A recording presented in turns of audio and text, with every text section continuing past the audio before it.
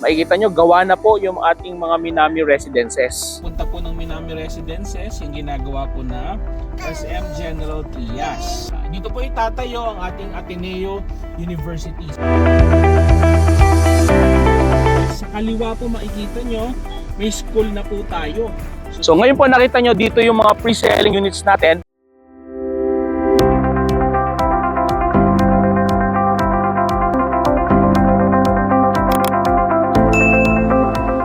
Hello everyone! Ayan, pakita naman Juniel. Ayan.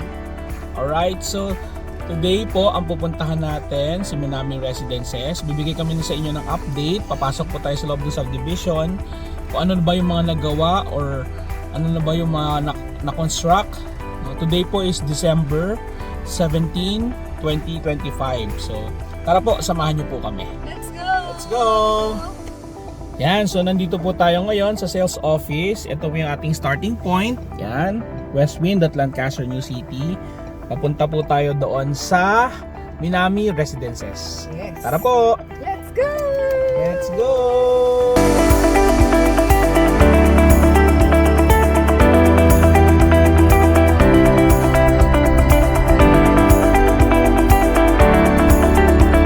So, nandito na po tayo. Madadaanan natin along the way papunta po ng Minami Residences, yung ginagawa po na SM General Trias. So nandito din po malapit yung exit and entrance or yung interchange ng Cavite Laguna Expressway. Dito rin po may Uniqlo Logistic Facility tatayo dyan sa left side. Sa ating pong harap makikita nyo naman sobrang laki, SM General Trias, and that would be operational on year 2026. Yan po ang kanilang EDD, Estimated Date of Delivery and Construction. Yan, sobrang laki. Sa right side po yung mga swimming pools, church na itatayo with by River Park, may federal land. Sa kaliwa po, commercial lots, lahat yan almost sold out na din yan. Ang tatayo po ng negosyo sa kaliwa, mga buildings, mga rise buildings. Kung ating dinadaanan is the River Park by federal land. Paglabas po dito, open canal, kaliwa tayo, papunta lang yan ng Alabang. Punta po ng Alabang Town Center, ATC. Punta ng Festival Mall, diretso District Mall. Sa kanan po tayo, papunta ng Minami Residences.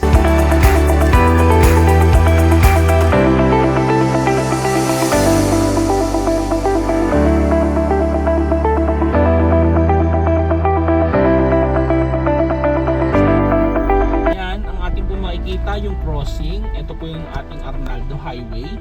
So pag mag-left po tayo, papunta tayo ng Minami Residences. Pero diretso po muna tayo kasi ipapakita ko sa inyo yung Calax na kalsada po, which is malapit po dito yung interchange at nandyan din po yung Lancaster, New City. Pag diretso po na yan, sa ngayon po hindi pa siya constructed, pero once na na-constructed na po or naitayo na po, nagawa na, mas mabilis na po ang way papunta ng Lancaster. Ito po yung binabaybay natin. Zone 4. Zone 4. Nandun po yung mga red fern faces.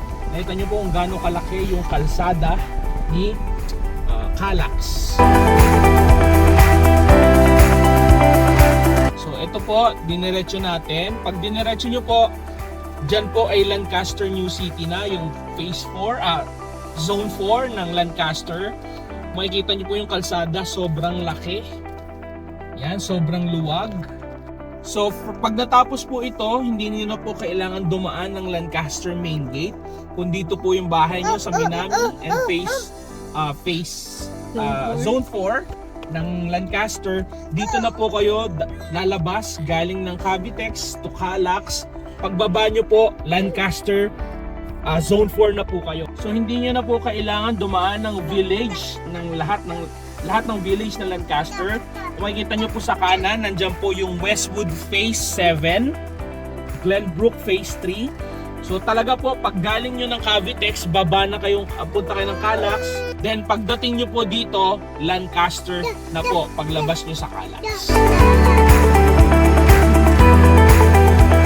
Dito po itatayo ang ating Ateneo University. So malaki po yan, 15 hectares ng school ng Ateneo. Yan, so galing po kay Lancaster, ito po yung open canal, dire-diretso po yan. So kakanan na po tayo papunta ng Minami Residences. So ibabaw, makikita nyo po mamaya yung flyover ng Calax. Makikita nyo po. Yan. So sa ibabaw po, para siyang skyway, sa ibabaw yung daanan ng Calax. Para po silang SLEX at ating harapan po, makikita nyo yung Calax. Yan. So sa ilalim po, service road, sa ibabaw Calax. Yan po ay completed. Ang target po niyan by 2026. So mga susunod po nating vlog, bibigyan ko po kayo ng update about dyan. By the way po, kung nakita nyo kanina, from Calax to Minami Residences, it will only take you 3 to 5 minutes papunta ng Minami Residences if ever po na yon ang inyong i-invest na property. Napakaganda po kasi malapit na siya sa isa sa pinaka bagong highway na ginawa dito po sa Cavite. So sa left side po, dito po yung ating Minami Residences. So malapit po talaga siya doon sa Calax interchange or exit and entrance. Ito naman yung ating entrance. So before po tayo makapasok, meron po tayong guard house. So may guard po tayo. Yan. So isasampit lang po natin yung slip para po tayo ay makapasok. Dahil mahigpit po dito sa ating subdivision for your security po. Yan. So ngayon po na-approve na nila. Ito po yung ating slip na binigay para makapasok. Then ito po yung unang guard. Pagpasok po, meron pa ulit tayong guard pagpasok ng Minami Residences. Sa kaliwa po makikita nyo, may school na po tayo. So hindi na po kailangan lumayo ng inyong mga anak and apo para mag-aral. Kinder from prep up to senior high school, meron na po dito sa Minami Residences. Ito po yung ating second guard house. Yan, makita nyo po, secure na secure po kayo. Sir, thank you.